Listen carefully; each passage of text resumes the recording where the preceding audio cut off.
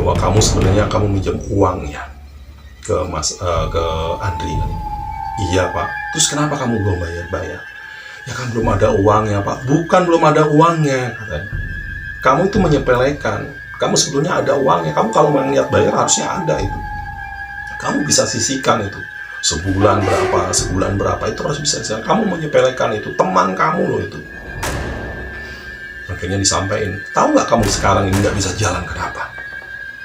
Ya kenapa Pak? Karena saya sakit kemarin kan memang kena tumpahan. Bukan itu, kata bapaknya.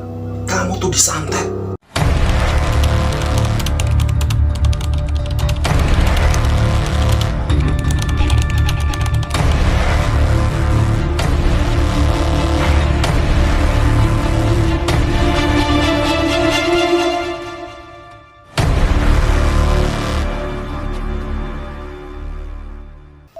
Bismillahirrahmanirrahim. Assalamualaikum warahmatullahi wabarakatuh. Oke sobat, kembali lagi bersama Kisah Misteri.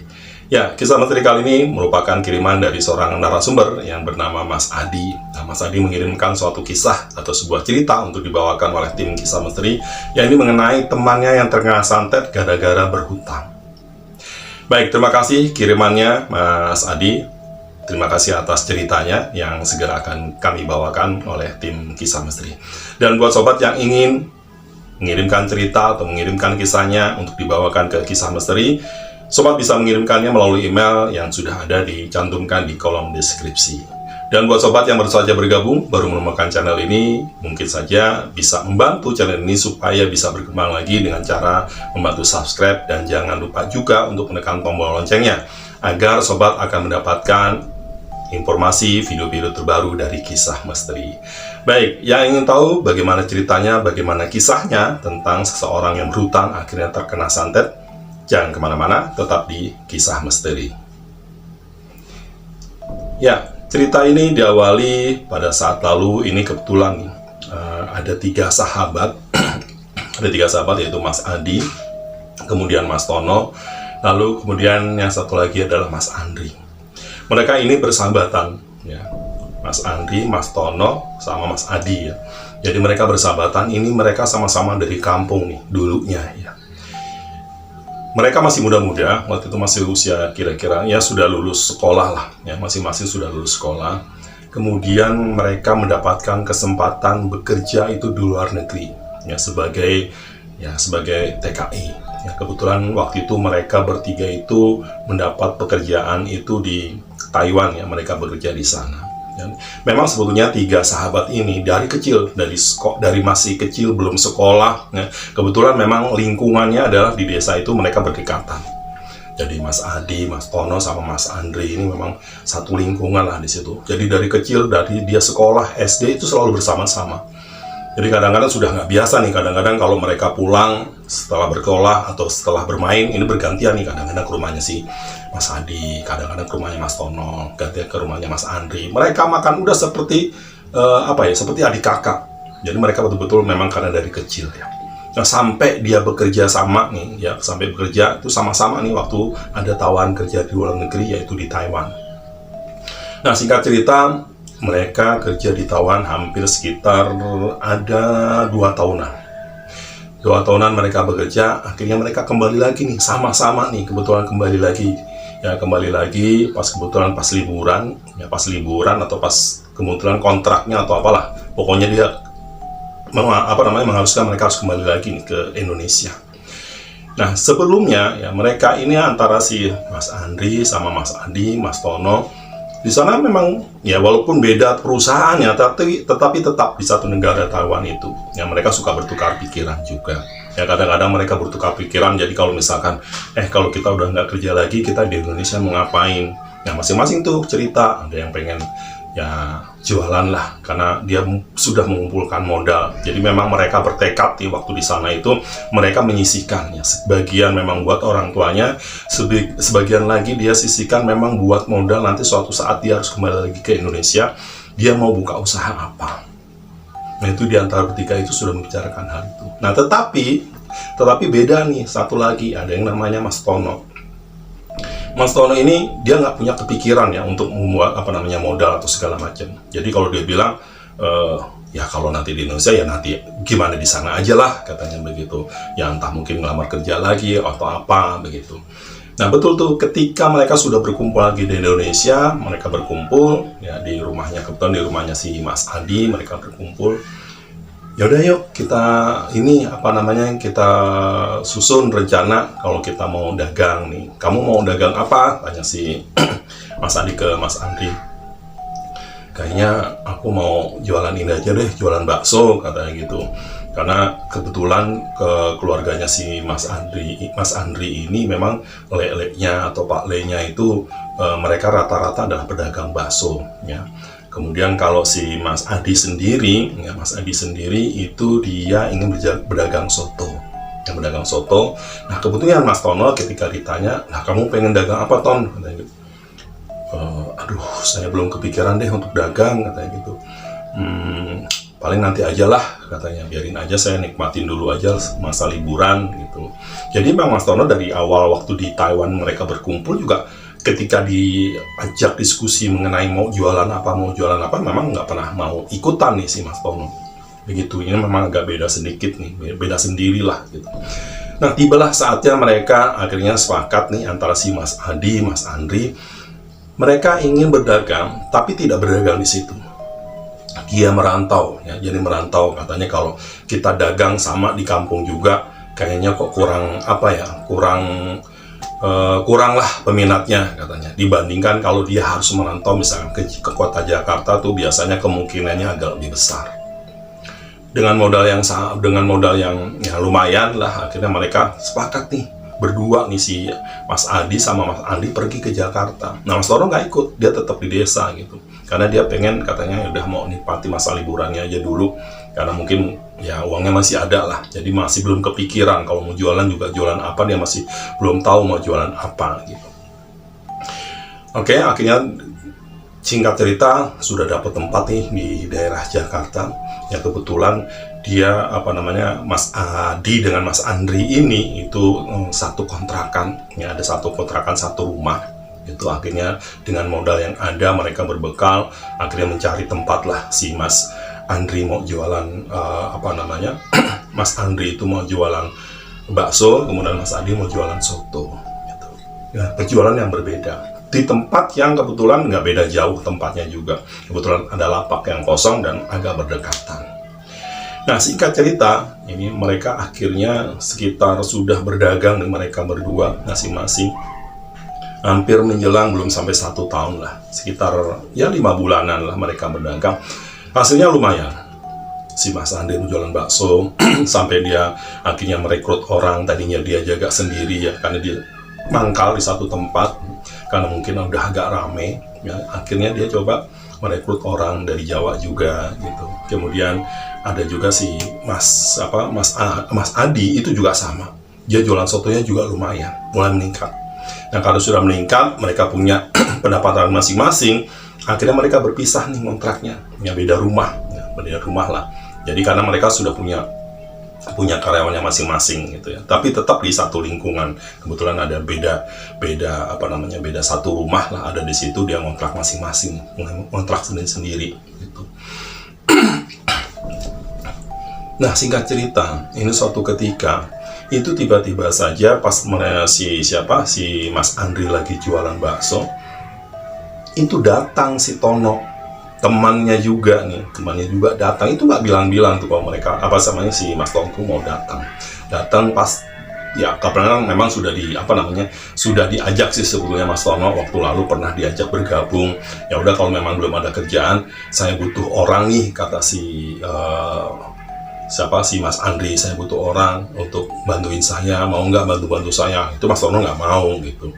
Ya udah kalau nggak mau saya cari orang lain lagi ya. Jadi Mas Andi itu sudah punya yang membantu, atau ya maksudnya yang bantuin dia berdagang itu sudah ada ya. Kebetulan tetangganya Mas Andri ada di Jawa. Nah Mas Tono pernah ditawarkan gitu, dia nggak mau. Nah dia datang tuh menemui si Mas Andri gitu ke Jakarta gitu.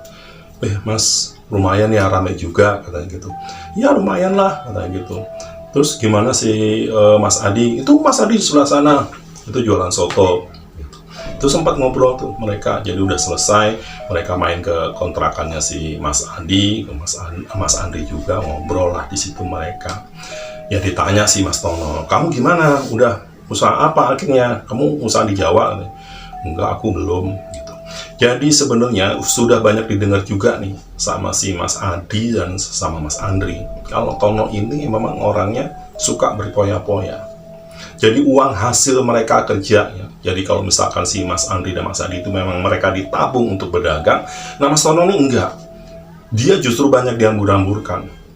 Dia justru banyak buat nongkrong-nongkrong sama temen-temennya gitu, yang berpoya-poya, jalan-jalan kemana gitu. Nah, sepertinya kedatangan dia itu ke sini ya, dia dalam kesulitan. Sepertinya dia sudah habis nih kayaknya uang kemarin hasil dari dia bekerja di luar negeri gitu. Padahal ya cukup lumayan lah hasil kerja di luar negeri menjadi TKI. Kebetulan ya ditanya lah si Tono, tumben Ton main ke Jakarta nih, ada apa? Katanya gitu, ditanya nih, ada mereka kumpul ya bertiga si Mas Andri, Mas Adi. Iya katanya, aku kayaknya baru minat nih, pengen jualan juga seperti kalian. Kok saya ngeliat dengar-dengar di kampung bahwa kalian kerja di Jakarta atau jualan di Jakarta, ya lumayan sukses lah katanya gitu. Oh kalau sukses ya belum lah, kata si Mas Andri. Ya kita ya seperti biasa aja seperti ini, tapi ya lumayan lah ada hasilnya katanya gitu. Ya itu tadi lah, makanya saya mau coba datang ke sini, mau minta ya sharing lah, pengen ngobrol aja lah gitu. Ya terus gimana, kamu ikut dagang juga, kata si Mas Andi. Kayaknya iya, pengen dagang juga lah seperti kalian begitu. Tapi aku sudah nggak ada modal katanya. Lah, yang kemarin modal kamu kemana? Bukannya kemarin disisihin buat modal, kan kemarin kita udah sepakat tuh waktu kita kerja di sana. Sebagian uang kita berikan ke keluarga, sebagian lagi kita tabung. Ini buat modal kita, kalau kita nggak balik lagi ke sana gitu. Ya udah, apa kamu nggak balik lagi aja ke sana kerja lagi di Taiwan katanya. Enggak lah katanya, kalau aku nggak ada kalian, nggak ada temen di sana juga nggak enak juga katanya gitu. Sepertinya aku mau dagang juga lah. Jadi maksud kedatangan Mas Tono ke situ, dia sebenarnya sudah bawa uang juga, ya, uangnya nggak terlalu banyak. Nah kebetulan kalau dia mau usaha juga usaha apa gitu, ditanya juga sama si Mas Adi sama dia, kamu mau usaha apa? Bingung ya usaha apa katanya, yang kamu kira-kira kuasain lah. Kalau saya ya sedikit banyak karena saudara-saudara jualan bakso, kata si Mas Adi ya saya jualan bakso. Kemudian Mas Adi karena dia sedikit banyak tahu background jualan soto, ya dia jualan soto. Kamu kira-kira mau jualan apa? Saya juga nggak tahu, kata si Mas Tono. Ya udah gini aja, kata si Mas Andri, kalau kamu mau ya udah, apa kamu mau jualan bakso kayak saya, katanya gitu. Iyalah, kira-kira modalnya berapa ya? Disebutkan lah kira-kira modalnya. Gede juga ya, lumayan gede ya. Ya gede sih gede, lumayan lah, namanya juga modal. Katanya kan harus punya gerobak, harus punya mangkoknya segala macam, belum buat kontraknya, buat ya kalau namanya berdagang baru itu kan sebulan 2 bulan kan belum ada hasilnya, kita baru cari pelanggan, kata si Mas Andri. Nah akhirnya di situ disampaikan kalau dia ada modal cuma sedikit. Dan ceritanya dia mau minjam uang nih sama si Mas Andri, karena memang sebetulnya Mas Andri sama Mas Adi ini ya sama-sama ya lumayan sukses setelah kerja, tapi ini lebih menonjol adalah Mas Andri dibanding Mas Adi. Ya penjualannya ya dari segi ekonomi penghasilan itu lebih baik dari Mas Andri. Nah makanya si Mas Tono menyampaikan bahwa dia mau pinjam uang nih ke Mas Andri gitu. Buat nambah-nambahin aja deh Mas, dia ngomongin bukan Mas ya karena sama-sama temen ya, buat nambah-nambahin aja deh Andri, katanya gitu. Ya udah, butuh berapa, katanya gitu. Ya sementara saya butuh 5 juta aja lah, katanya gitu. Aduh gede juga ya 5 juta ya. Lah kamu ada modal berapa sih? Ya sebutkan lah. Iya ya, masih kurang kalau segitu. Ya udah, kalau gitu nanti aku minta waktu. Ya kira-kira 2 atau 3 hari lah. Ya udah, sementara kamu terserah mau di sini atau mau langsung cari kontrakan, ya monggo silahkan. Ya udah, aku nunggu aja di sini deh nanti sampai kamu nanti udah ada uangnya. Ya paling 3 hari lagi lah. Aku nanti ya rembukan juga sama ibu bapak karena memang aku udah tabungan juga sendiri, katanya gitu. Ya, udahlah, sampai ketiga harinya si Mas Andri ngasih minjem nih. Nah itu disaksikan juga sama Mas Andri. Ya udah nih, aku pinjemin ya 5 juta. ya tolong nanti dikembalikan, karena ini juga buat modal aku. Ini kan buat modal aku juga buat, ya kebetulan memang mereka semua bertiga, ya walau mereka sahabatan ini belum ada yang keluarga nih dari ketiganya itu. Jadi Mas Andri bilang, tolonglah ya, nanti dikembalikan, karena itu serang aja tabungan aku buat modal kawin, katanya gitu. Ya lah, nanti kalau memang sudah ada saya kembalikan, kata si Mas Tono gitu. Udah, akhirnya dicarilah tempat di daerah situ juga, sekitaran ya tempat tinggalnya si Mas Andi sama Mas Adi, ada satu tempat sudah dipersiapkan tuh akhirnya si Mas Tono. Ya, Mas Tono jualan bakso juga, ya jualan bakso juga, karena sarannya dari Mas Andri, ya kalau misalkan mau gampang ya udah jualan bakso aja, karena gitu nanti dikasih tahu cara-caranya. Singkat cerita, ini Mas Tono akhirnya sudah nih berjualan kira-kira sudah hampir sekitar 3 bulan menjelang 4 bulanan. 4 bulan di situ. Kadang-kadang mereka kalau ada waktu berkumpul, kadang-kadang di rumahnya kontrakannya si Andi, kadang-kadang di kontrakannya si Mas Andi, kadang-kadang kalau nggak berkunjung ke Tono gitu sambil melihat gitu gimana perkembangan jualannya si Mas Tono. Dan ternyata Mas Tono itu warungnya atau warung baksonya itu ya lumayan, cukup laris lah, cukup laris. Nah, suatu ketika pernah lagi ngobrol-ngobrol bareng, mereka berkumpul bareng-bareng, nagihlah nih si Mas Andri, Ton, gitu. Ini kan udah hampir 4 bulan sejak kamu pinjam uang. Maaf banget nih, kira-kira sudah ada belum buat kembalikan ke saya? Aduh, belum ada, saya belum ada, Andri. Kalau belum ada kira-kira kapan gitu, karena ya terus terang aja, saya bukan masalah uangnya 5 jutanya itu, tapi saya kan memang perlu persiapan, ini buat modal saya kawin gitu. Akhirnya si Mas Adi bilang, Ton, udah aja lah, kalau kamu nggak bisa balikin secara langsung, misalkan sejumlah 5 juta, ya kamu cicil aja lah setiap bulan, sebulan berapa kayak gitu kan, lama-lama juga kan nanti ya nggak apa-apa, kata si Mas Adi, kalau memang langsung ya bisa aja dicicil berapa, kayak mau 300, mau 200 ribu sebulan, ya terserah, yang penting uang saya kembali yang 5 juta itu gitu. Oh ya udah, nantilah kalau ada ya, gitu, nanti kalau ada saya coba cicil lah gitu. Nah itu sering banget si Tono ini ditagih sama si Mas Andi barang datang. Itu karena sudah sampai berapa bulan, itu dari 3 bulan itu sebetulnya Mas Andi belum lagi nagih. Ya kan sudah lewat dari 3 bulan dia tagih. Bulan depannya dicoba tanya lagi, belum ada. Sampai bulan depan lagi belum ada. Tetapi yang sangat menyakitkan, yang sangat ngeselin ya buat si Andi, begitu datang ke tempat tinggalnya si Mas Tono ini, itu di rumahnya banyak perabotan, kayak TV, terus yang lain-lain lah, kayak perlengkapan elektronik, itu semuanya ada. Sampai kendaraan motor itu dia punya. Ya memang si Mas Andi juga udah punya gitu. Cuman maksudnya si Mas Andri itu, kok dia lebih mentingin itu ya, daripada dia harusnya membayar hutang dulu. Dia lunasin dulu hutangnya. Jadi kalau siap ditagih nggak ada, tapi dia kehidupannya motor ada, TV ada, mesin cuci ada, komplit gitu. Peralatan elektroniknya itu komplit. Ajan ya? Ya, kita break dulu. Nah, itu yang lebih ngeselin si Mas Andri itu, karena dilihat rumahnya Mas Tono itu komplit, barang-barangnya ada, tapi giliran ditagih hutang kok susah banget.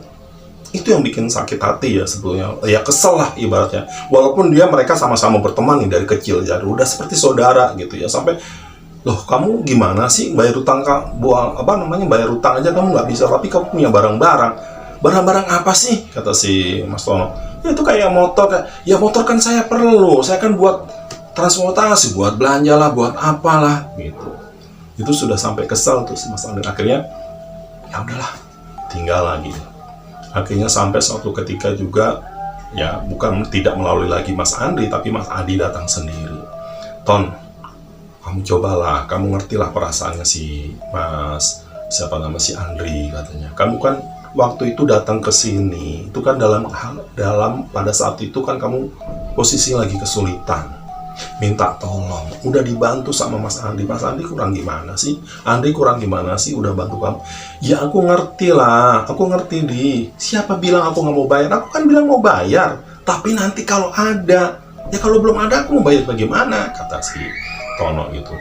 Ya maksud kamu nggak bisa sempet-sempetin sih nisahin sebulan misalkan 300.000 kek, 200.000 kek.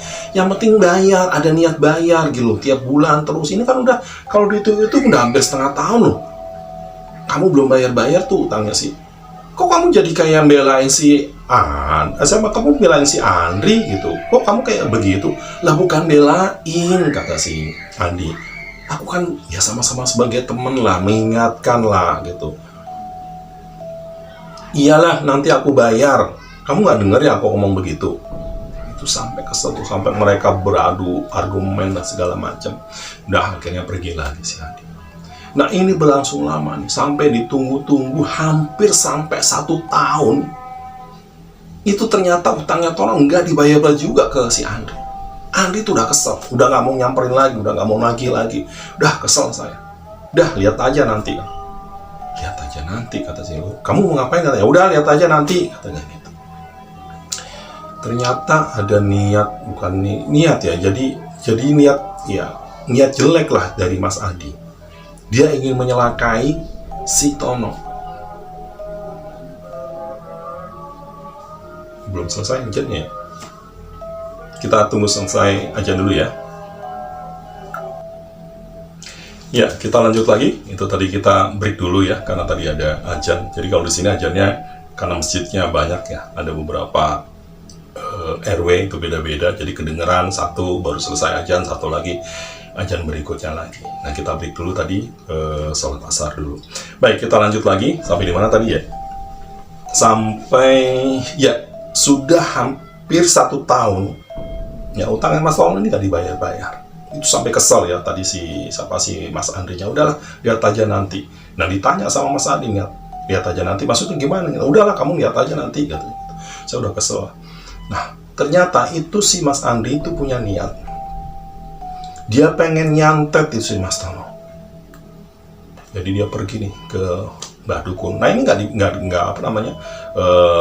diajak nih si Mas Mas Adinya. Dia pergi sendiri. Ya, dia pergi ke suatu tempat, di situ ada, ya dia tahulah ada tempat dukun santet lah di situ. Karena dia udah terlalu kesel karena ada kata-kata yang buat dia itu menyakitkan lah buat dia. Akhirnya dibilang ke Mbah Dukunnya gitu. Mbah Dukunnya ya, apa yang bisa dibantu? Ini Mbah, dia cerita nih dari awal. Jadi saya punya teman begini dari kecil sampai dia kerja. Nah sampai sekarang dia udah saya bantu juga untuk untuk bisa berjualan, dan sekarang sudah berhasil. Tapi kok malah ternyata sikapnya jadi begitu sama saya begitu. Jadi gara-gara ya bukan masalah hutang uang 5 jutanya itu loh Mbah. Yang maksud saya ada itikat baiknya dia untuk membayar. Itu yang saya inginkan. Kok dia sepertinya nggak ada niat untuk bayar itu gitu loh. Nah lebih menyakitkan hati saya adalah pada saat dia ungkit-ungkit lagi, lah kamu juga dulu waktu kecil suka makan di rumah saya lah, suka gini, orang tua kamu suka dibantu orang tua saya. Itu ada kata-kata sampai seperti itu. Itu yang membuat hati saya sakit Mbah gitu. Nah terus jadi maunya gimana, kata si Mbah. Ya saya pengen dia dibikin bangkrut lah Mbah, usahanya jadi nggak laris lagi, jadi ya jadi nggak ada pembelinya lah. Terus kalau bisa juga dibikin supaya dia nggak bisa jalan lah, jadi dia nggak bisa melakukan aktivitas, jadi juga jualannya jadi terganggu. Oh gitu katanya. Ya udah, saya coba bantu, kata si Mbahnya. Nah tentunya untuk hal-hal kayak begini pastinya ada maharnya, kata. Oh iya siap Mbah, kata si Mas Andri. Saya siap, katanya. Maharnya berapa? Kan disebutkanlah nominal sama Mbahnya segini. Nah ini juga nominal ini tergantung ya, berbeda-beda. Ini mau dikerjakannya kapan dan mau lihat hasilnya kapan. Kalau mau dilihat hasilnya besok pun ya malam ini saya kerjain, tentunya maharnya akan berbeda. Kalau misalkan mau saya kerjakan terus misalkan efeknya itu nanti setelah 3 hari, maharnya juga pasti berbeda. Nah, terserah sampean maunya kayak gimana. Nggak usah buru-buru lah Mbah, yang penting saya tahu bahwa dia udah nggak bisa aktivitas, kemudian usaha baksonya juga bangkrut, ya biar dia tahu lah kayak gitu. Ya udah, paling ada yang pakai 7 hari katanya, jadi nanti kabarnya setelah 7 hari. Ya udah nggak apa-apa, itu saya ambil paket yang itu aja, katanya, yang 7 hari, nggak usah buru-buru, yang penting saya mah tahu aja hasilnya Mbah. Disepakatilah itu. Akhirnya si Mas Andri meminta kepada Mbak Dukun itu supaya Tono itu disantet. Kakinya nggak bisa jalan, ya, entah kenapa, pokoknya kakinya nggak bisa jalan sampai usahanya bangkrut. Itu yang diminta. Ya udah, telah disepakati, nanti tinggal tunggu kabarnya setelah 7 hari, kata si Mbah. Kalau memang tidak ada hasilnya, nanti sampean boleh balik lagi. Atau ya terserah sampean, kalau memang sudah berhasil, ya sampean mau datang lagi, ya terserah, enggak juga nggak apa-apa. Ya siap Bah. Oke. Akhirnya pulanglah tuh si Mas Andri. Dia nggak cerita tuh kalau dia pergi ke dukun santet untuk nyantet si Tono supaya dia nggak bisa jalan. Dia nggak cerita sama si Adi, nggak cerita juga dengan siapa-siapa. Nah, suatu ketika ini benar nih, ketika sampai harinya itu pas hari ke-7, ya pas hari ke-7, ini si Mas Tono biasanya biasanya dia ya berjualan biasa, ya seperti tidak terjadi apa-apa. Nah, ketika dia sudah selesai nih, kira-kira yang mau tutup itu biasanya ya antara jam 9 lah, jam 8, jam 9 malam itu mau tutup, dia mau beres-beres. Nah, kebetulan dia ada sisa kuah bakso yang di dandangnya itu tinggal sedikit. Nah, itu memang biasanya hari-harinya itu yang sisanya itu dibuang, ya, untuk dibersihkan dandangnya, untuk dicuci. Nah, dandang yang masih ada sisa air panas baksonya itu, ya karena masih sedikit, itu pengen dibuang, yaitu mau diangkat, mau dibawa ke belakang karena pengen dituang, mau dicuci. Itu nggak tahu kenapa ternyata Mas Tono itu kesandung, jatuh, dan airnya itu kena ke kakinya, nyiram ke kakinya. Itu sampai teriak-teriak, aduh panas, tolong. Itu sampai ya ada beberapa orang di situ, tetangganya melihat, ya tetangga yang tempat dagangnya bakso, kenapa mas?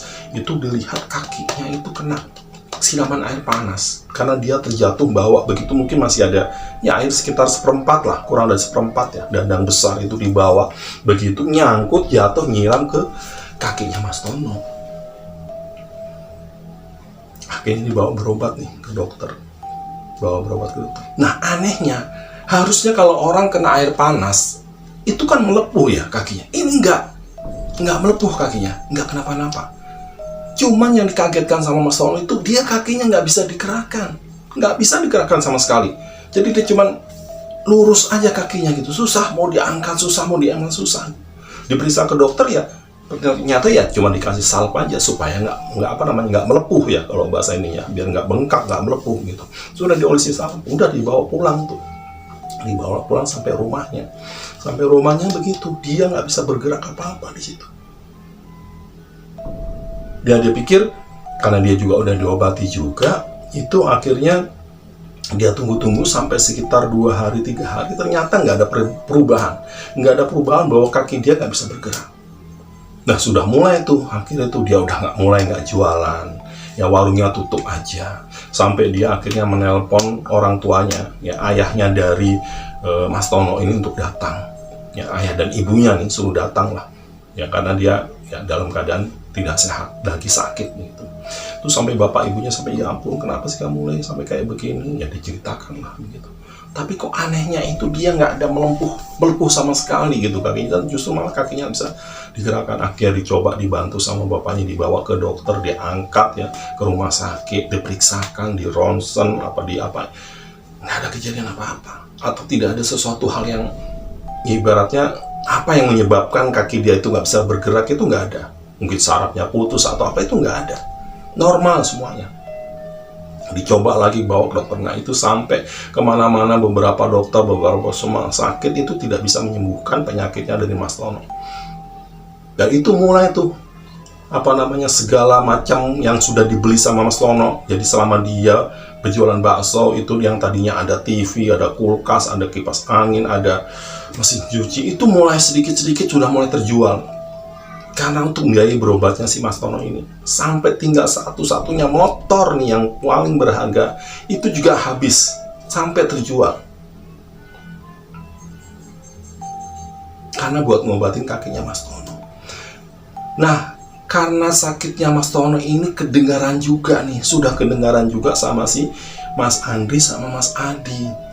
Si Adi nanya, "Dri, kamu tahu nggak kenapa itu si Tono sakit?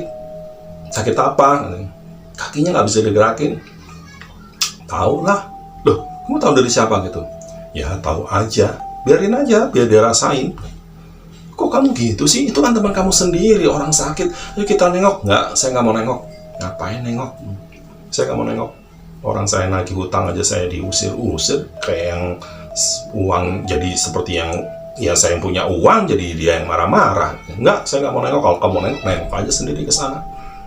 Akhirnya si Mas Andi pergi sendiri nih ke rumahnya si Mas Tono. Biar tanyakan, "Kenapa sih kejadiannya?" "Ya gini. Sampai bapak ibunya cerita juga gitu ya, "Kenapa ya anak saya gini, kok sakitnya sampai kayak begini, itu sudah bawa ke dokter udah kemana-mana." Nah dia cerita juga tuh Mas Adi akhirnya ke rumah Mandri, "Kamu nengok lah, itu nggak enak tuh ada ibu bapaknya si Mas Tono." "Enggak, aku nggak mau ke sana. Pokoknya aku nggak mau ke sana. Biar dia tahu rasa, biar dia rasain bagaimana rasanya kalau misalkan nggak punya uang dan dalam keadaan sakit." "Kok kamu jahat banget sih?" katanya. "Jahat gimana? Lebih jahat dia lah. Dia udah aku tolongin kok, udah aku pinjemin uang, dia nggak mau nagih lagi. Biar dia tahu rasa." Dan akhirnya si Mas Adi bingung ya, kok begitu sampai dia kesal, dan dia malah justru mendengar si temannya sendiri, teman karib dari kecilnya itu sakit, itu kok dia kayak seneng gitu. "Jangan-jangan emang kamu yang bikin ya?" "Iya, emang aku yang bikin." Kaget langsung si Mas. "Kamu bikin? Kamu yang bikin?" "Iya, aku yang bikin. Dia aku santet biar nggak bisa jalan." "Astagfirullahaladzim," kata si Adi. "Kamu tega banget sih," katanya nih. "Kamu tega banget, Ri. Itu temen loh, walaupun gimana itu temen kamu. Nggak bisa dibicarakan baik-baik." "Nggak bisa. Kan udah aku coba juga baik-baik. Kurang baik gimana aku? Dia harusnya yang datang ke aku. Bilang, 'Ri, aku belum bisa bayar hutang dulu ya. Mohon maaf ya, nanti kalau..' Dia datang, bukan aku yang tiap berapa bulan sekali datang ke rumahnya nagih. Capek akunya. Biarin aja, biar tahu rasa." Akhirnya karena tahu dia bahwa memang itu dibikin sama si Mas Andri, akhirnya mau nggak mau nih si Mas Adi datang lagi ke rumahnya si Tono.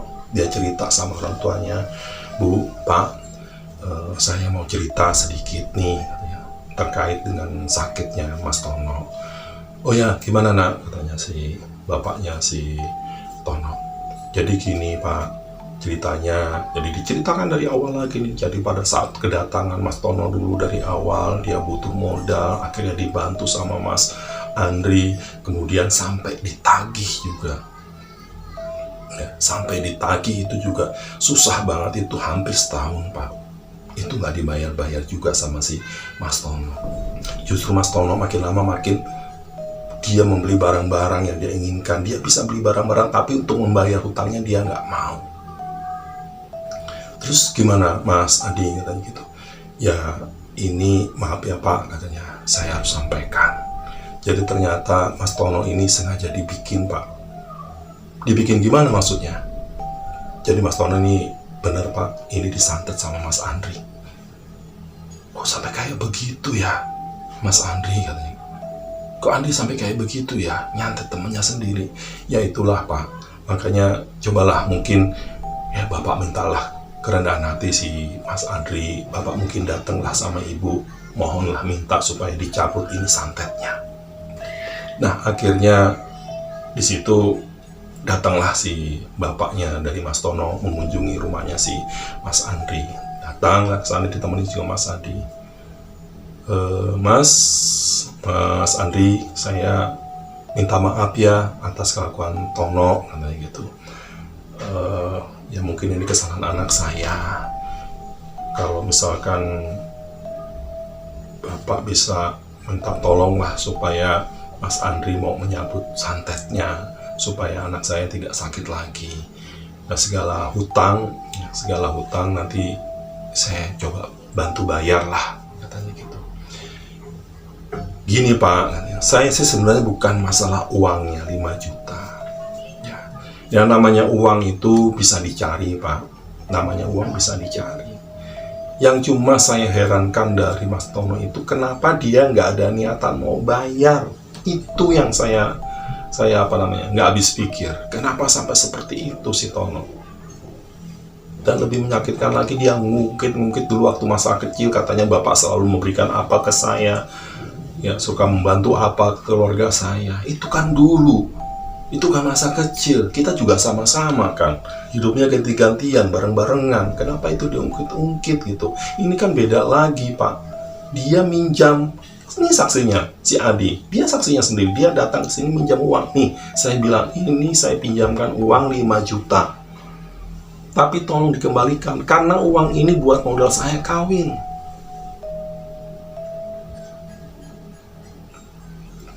Ya udah, gini aja kata si Mas Adi, ya udah nanti kasih kesempatan aja dulu, biar bapak ini mau membayar utangnya, kata gitu. Akhirnya betul tuh, sekitar 2 hari nggak tahu pinjam dari mana, itu orang tua dari Mas Mas Tono ini mengembalikan hutang yang sebesar 5 juta itu. Dia datang lagi tuh bawa uang, Mas Andri, ini saya bawakan, ini saya bayarkan hutang buat anak saya. Ya, tolong, saya minta tolong banget kerendahan hati dari Mas Andri supaya tolong dicabutlah santetnya, nah gitu. Nggak mau juga sih Mas Andri, ditolak. Saya nggak mau butuh uang ini Pak. Loh, gimana sih, kata si orang tuanya si Mas Tono. Katanya Tono kan punya utang 5 juta. Ini sudah saya bayarkan nih. Saya bayarkan. Udah lunas. Dikembalikan lagi. Maksudnya gimana nih Mas Andri? Gini Pak. Saya urusannya itu sama Tono. Bukan urusan sama Bapak. Ya sama aja lah Mas. Kan saya orang tuanya. Enggak, beda Pak. Yang saya ingin dia datang ke sini bayar 5 juta minta maaf. Udah itu aja.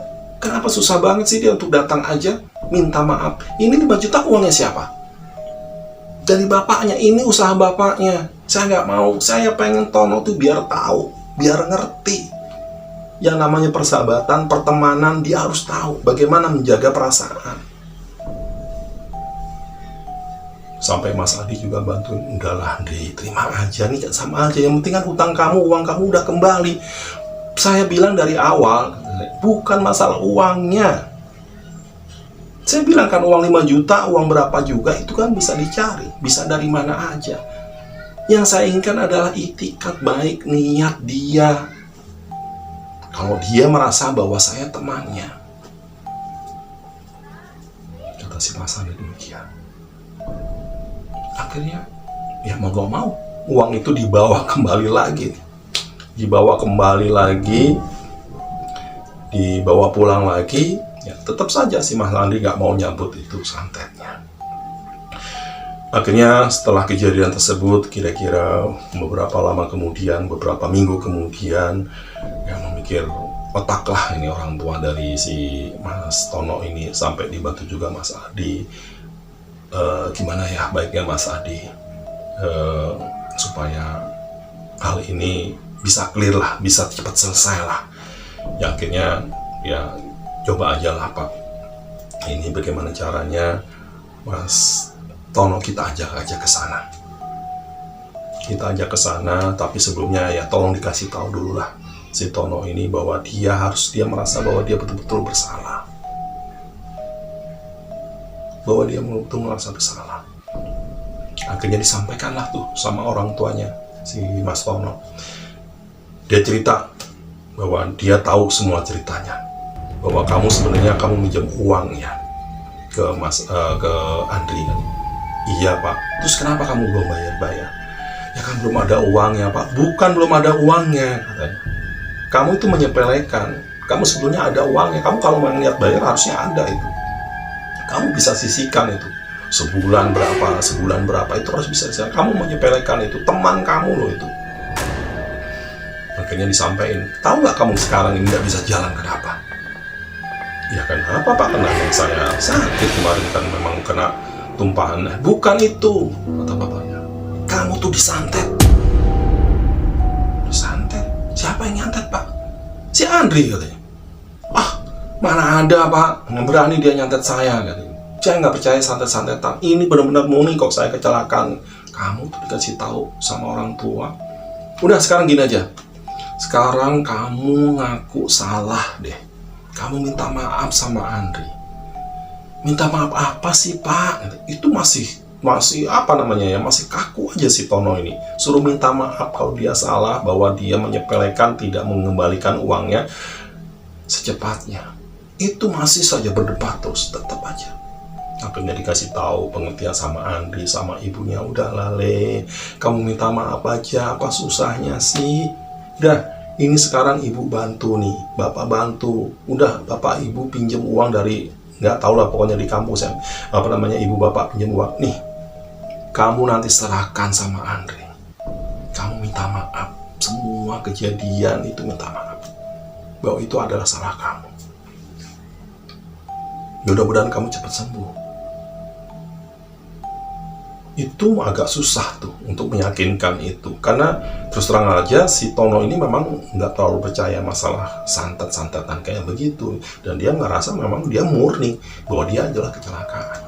Akhirnya dibantu juga sama si Mas Andi. Ya udahlah, kita kan sahabatan dari kecil, apa susahnya sih, udahlah minta maaf, kemudian bayar hutangnya, lunasin katanya.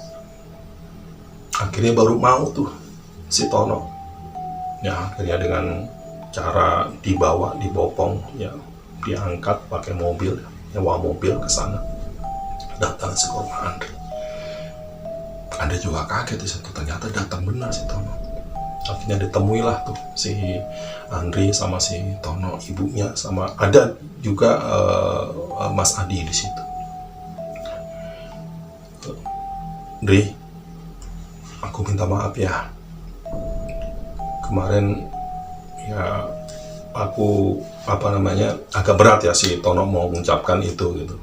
Aku minta maaf pokoknya karena utang aku belum selesai. Dan sekarang aku niat untuk mengembalikan utang ini kepada kamu.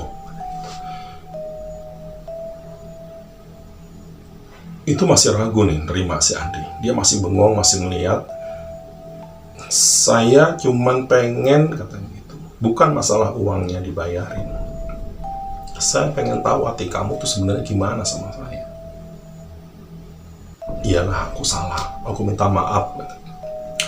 Jadi singkat cerita di situ, ya pokoknya Mas Tono minta maaf lah atas semua kesalahannya, atas segala ya kata-kata dia mungkin menyakitkan Mas Andri. Nah, di situ akhirnya terjadilah musyawarah.